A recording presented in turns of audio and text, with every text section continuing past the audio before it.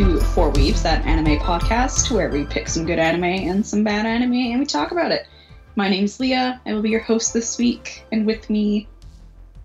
Konnichiwa, Liam Deasu. Hi, Liam. Hey. All right, so this week, listeners, we're actually just going to kind of get right into it. We do have a bit of an announcement at the end of the episode, so stay tuned for that. This week, my theme was kind of like badass babes fighting. Yeah, it's a good way to describe it, I think. Yeah. 18 plus shows. 18 plus, yes. Like, maybe like a hard 14A. I don't know how these would have been rated when they came out. I think like a hard 14A would be sufficient. I don't know. Let's see. Claymore is R plus. Okay. Now. And for edgy teens only is the same thing. And they both have mild nudity as a mild nudity. Mild. Well, that's correct for one of the animes, but all right. So yeah, we watched Claymore and Freezing. Claymore was the good anime and Freezing was the bad. Which one would you like to discuss first, Liam? I want to talk about Freezing. Freezing, okay. It's gonna be spicy. Oh yeah. All right. With mild nudity. Mild. Yeah.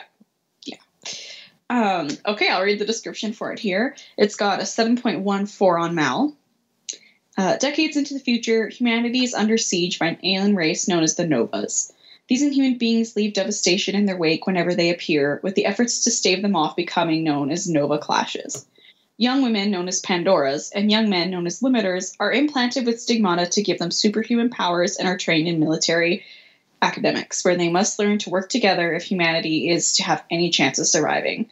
Freezing tells the story of Kazuya as he sets out for his first day at the West Genetics Military Academy, right when a battle royale is undertaken by the Pandoras. It is here that he mistakes Satellizer El Bridget, a powerful Pandora known as the Touchable Queen, as his deceased sister and embraces her. Though he costs her the match, she finds that his touch doesn't drive her away and decides to take him as her limiter. Now, the only question is whether or not their partnership can survive the machinations of their upperclassmen and the impending battle with the Novas. I read that whole description because it kind of summarizes the first two episodes, too. Also, this is like the most anime ever. Yeah, it really, really is. Like, yeah, that was my initial thought, was just like, this is just, yup. The thing is, I think it could be like a pretty cool show, even though it's like full of Evangelion ripoffs. It could be a pretty cool show if it didn't just like fucking throw nipples and panty shots all over the place. Yeah. And yeah, like, oh, we're fighting and our clothes get torn, but literally only across our boobs and our crotches. Like, I get it. Like, that was kind of the thing when I was like, or we're both like, yep, that's as anime as it gets, because you know what, it is like fan servicey. Like, I get that that's a reality in anime, but like, it's just such garbage because it gives all the good anime a bad name. Exactly, and it gives what could be like a promising storyline. Like, yeah, I get distracted by it. Like, I'm sure for some people it's like an added bonus, obviously, or that's why animes wouldn't, like, that's why that kind of thing exists. But it like went to the same, like, it had the same problems that you find and like that I find complaining about with a bunch of other animes, where it's like clearly the target audience is, you know, the stereotypical otaku who only cares about his 2D waifus, and like that main boy character of the show is, you know, like kind of an awkward, like nerdy boy who the target audience is supposed to identify with. Yeah. And So, I mean, if you're, like, a horny teenage boy, like, watch Freezing. There's better shows to watch. Watch something more wholesome, and then, like, if that's not satisfying, just watch some, like, hentai on the DL or something, man. Like, like, every time something remotely, like, interesting or cool happened in the show, there was something to ruin it. I completely agree. Like, a really unnecessary panty shot. Yeah. Or, like, you know, an epic, like, sword attack move, but then it's like, yeah, and like, oh, yeah, no, like he cut open her blouse. Yeah, the girl with the ponytails or whatever, Barissa or something like that. Yeah. Like right when she's about to do a badass attack, it kind of like stops and slows on her face for a second, and she gives this like orgasm-y looking like, and then attacks. I'm like, really? Yeah, Really? this has so many just like anime tropes in it. Like it starts off and like all the girls are like fighting in a high school competition, like death game sort of. But I did enjoy the like when they're picking up the injured girls and like bringing them to the hospital, and there's like this surgery room where like all these girls with like chopped off limbs or just like grievous wounds are kind of like screaming in agony. I thought like that scene was kind of done well. I agree. Actually, I like in general that anytime, like, you know, a lot of times in anime and cartoons, even like a character gets wounded or something gets chopped off, and they kind of just like wince and grab the part and just go like, I will keep on and blah, blah, blah. And these girls are actually like fucking screaming like you would if you were losing a limb. So but, you know, they have I did those like that. superpowers or whatever, so they can like regrow their limbs, but at least like their portrayal of their pain seemed like pretty decent. Yeah, which I appreciated that for sure. But yeah, and like there's the Evangelion ripoffs were pretty like too much though. Like the big when they're doing that flashback where they're fighting the big Nova whatever, and then they destroy it by like the one hero girl like kind of stabs it in the chest, and it's got like the big sphere in its chest, which is exactly like the cores from the Evas and Evangelion. It's like, come on. And then like the whole thing between, what are the boy guys called? Limiters. The limiters, and they have to like synchronize their brainwaves or something. And I was like, come on. I know. It's yeah. They're like, we're so original. Nothing about freezing was original.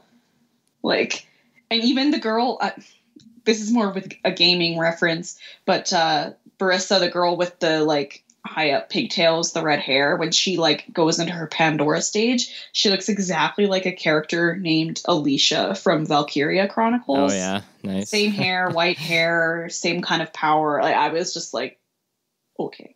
But in all fairness, I don't know. Let me check. When did Freezing come out? I think it was 2011. 2011. Okay, yeah. So Valkyria came first. So yeah. I was like, another ripoff. Also, the one thing that really bothered me, and I get that this is like an anime thing, like, you know, the whole like, oh, big sister and Oni-chan, like, you know, like all that stuff, is how the main like male character, his main flashback of his sister is her standing in front of a window topless with her hair blowing in the wind. I'm like, yeah, I mean, if I was a boy and my older sister died, I don't think, like, I get that was right before she left for battle, but I don't think that would be the standing way I'd visualize it. And then if I see someone that reminds me of her, I'm not going to run up, grab them, and literally fondle the shit out of them, because even if it was my sister who magically came back to life, I wouldn't be rubbing my face all on her boobs anyway. Yep. Like, I'm just like, oh my god. I was like, I get, like, I'm like, Leah, anime fan service. It's a thing. It's fine. Yeah, but like, this is just insulting. It's like, if I want to watch, you know, that's why shows like Keijo are like good, because they're self-aware, or they're like honest about their fan service. And it's not like a show like this where the show is like trying to be fairly serious, but then the fan service is just there and it just doesn't make any sense. And yeah, it's not integrated very well, because you know what, like, exactly like with Keijo, like, obviously throughout this podcast, as the listeners know, like, none of us have been like, you know, very fan servicey-esque. Mackenzie, who we had as a guest, she really enjoys that kind of thing, and that's fine, but like, I respect it if it's done well, like Keijo. Like, that's enjoyable. They embrace the fact that it's fan servicey and they just go for it. You know what I mean? But like things like Freezing and what was it? I think High School of the Dead. Yeah. Where I just found it unnecessary. I didn't. I know you didn't like it, but like Digibro has said similar things about Saikon no Quasar.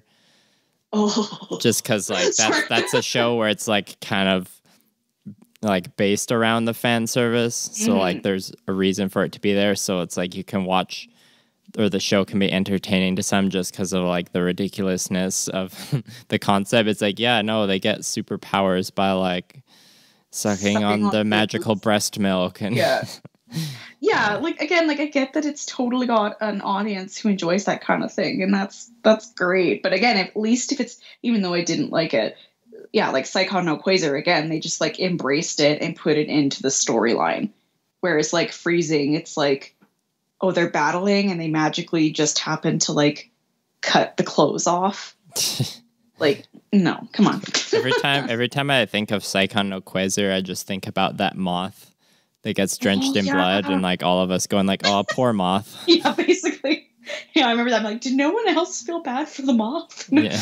I did. Yeah, I definitely did. Well, moths are gross, so I didn't feel that bad, but I felt bad for him. He was cute and fluffy. Yeah. Yeah, well, so is that all we need to say about Freezing? Like, don't watch it. Anybody? I need to watch more of it. Like, if you like fan service, even like Liam said, like there are better things you can use to satisfy your fan service needs. Oh, did you watch it in sub or dub? Dub. How was the dub? Average? It was, one of those ones where you recognized like everyone. Pretty sure it was Funimation who did it. I watched it in sub. Was it good? I mean, I didn't pay attention to the voice acting much because I was too angry at like everything else. Actually, the one last thing I do have to say is the girl who ended up winning the carnival because the blonde girl was distracted by the guy because of fondling. And then after, she just needed to like prove herself and try and like kick the shit out of the girl again outside of competition time. It just made me roll my eyes so hard. I was like, wow, insecurity at its finest being used as a plot device. Cool. Anyway, that's all I have to say. I'm not watching anymore. Let's talk about the good one. Yeah, let's talk about the good one. Yeah. Okay, so Claymore. I'll read the description here. It's got a 7.89 on Mal. All right. So when a shape-shifting demon with a thirst for human flesh known as Yoma arrives at Rocky's... Okay, I'm going to stop right now quickly for a second. Did you watch the dub or the sub, Liam? Sub. Sub. Okay, how do they pronounce his name? Jesus, like a couple... Is it more like Rocky? Like Ra and Ki, like with like the strong Japanese accent? Okay, and I watched. Did they call him Reiki in the dub? No, like they do say like it's more like Rocky, like Rocky and Bullwinkle or Rocky Balboa. Like it's just really distracting to me. I was like, this would sound so much better with an accent. Anyway, sorry. Yeah. When a shape-shifting demon with a thirst for human flesh known as Yoma arrives in Rocky's village, a lone woman with her silver eyes walks into town with only a sword upon her back. She's a Claymore, a being manufactured as half human and half Yoma for the express purpose of exterminating these monsters. After Rocky's family is killed, the Claymore saves his life, but he is subsequently banished from his home. With nowhere else to go, Rocky finds the Claymore known as Claire and decides to follow her on her journeys. As the pair travel from town to town, defeating Yoma along the way, more about Claire's organization and her fellow warriors comes to light. With every town cleansed and every demon destroyed, they come closer to the Yoma on which Claire has sought vengeance on ever since she chose to become a Claymore. Mm-hmm. Nice. What were your initial initial Studio thoughts? Madhouse. Yeah. My initial thought actually was it was a lot more like medieval than I was expecting. I have no idea why, especially after like reading the synopsis the second time. I was expecting something a little more like modern or futuristic. I think because of how it says like she's manufactured as a half human, half Yoma. I don't know. I was expecting something kind of like more like cybery. I don't know. But now that I read it again, I'm like, why would you think that when they use the word town like 5 times? Yeah, no, I was expecting like something pretty medieval. And like this is what in 2007 or something, so I was kind of expecting something that had similar aesthetics to like Trinity Blood or what's that, like, you know, the other demon hunter thing. Oh my god, why am I blanking? I can see his face with Alucard. Hellsing. Yeah, that one. Is that one Madhouse too? Probably is. I will check. I'm actually not positive. I don't know. I really, really like the animation. Like, actually, I was surprised, like, for being a 2007 anime. Yes, and Helsing is Madhouse. Nice. Yeah. I know it's a lie. Hold on. I wasn't like the animation wasn't super impressive, but it was like solid still. Mm-hmm. Well, like for the time, right? Yeah. At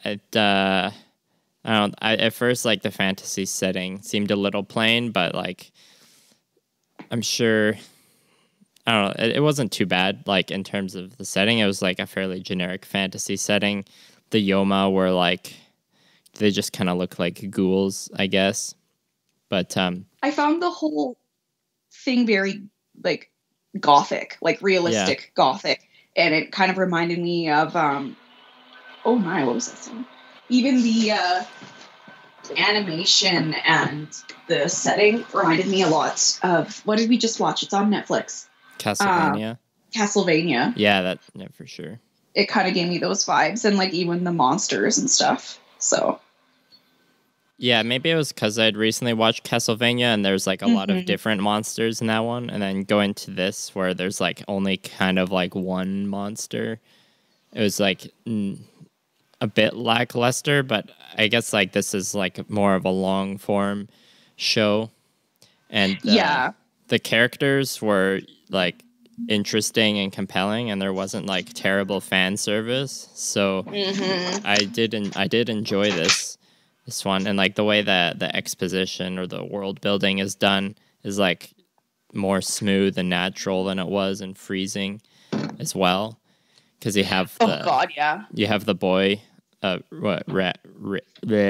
Rocky, who like kind of ends up traveling with Claire, so you're kind of like learning things as he's learning things. Yeah, I thought sorry, go ahead. Well, I was just going to say it was, like, done smoothly, like, the describing, like, what the Claymores are and how that world works. Yeah. And, like, they do keep you in, like, enough suspense about things, but you're still learning gradually.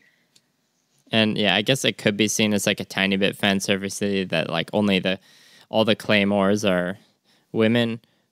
But, but, like, they're all, like, portrayed as pretty badass. At least the ones we've seen so far, like... They wear kind of skin-tight clothes, but they aren't, like, super revealing, and they aren't, like, you know, huge and busty. Yeah, no, they're, like, realistic. They're definitely, like, or Claire is, like, you know, interesting because she's half human, half Yoma. So, like, she does have kind of, like, a cold nature to her. Mm-hmm. Yeah, no, and I don't think, I wouldn't put it under fan servicey. Like, they give you a little something to appreciate, and that's kind of where they like draw the line. Yeah. Did you watch all 3 episodes in the sub? Yeah. Again, I watched dub, which usually isn't like me, but like, you know, when you don't feel like reading or you got other stuff kind of on the go. But Todd Habercorn does the voice of the boy. Oh yeah. Is he annoying? Because I found the boy kind of annoying. He was kind of annoying, so I wasn't sure how old he was supposed to be.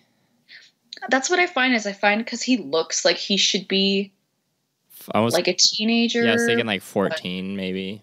Yeah, but I don't know. I wasn't like thrilled about him as a character. Like, I just feel like I've seen him before, and it's like that whiny, emotional teenage boy and whatever, but like, I get it. He's meant to, like, show Claire's humanity and that sort of thing. Did you find the dub was okay? Because, like, if I might watch a bit more of this, and, like, I might do it in the dub so I can, like, paint.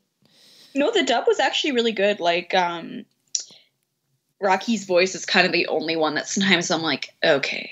But at the same time, I think that's because Todd Habercorn, to me, will always be Watanuki from Holic. Right.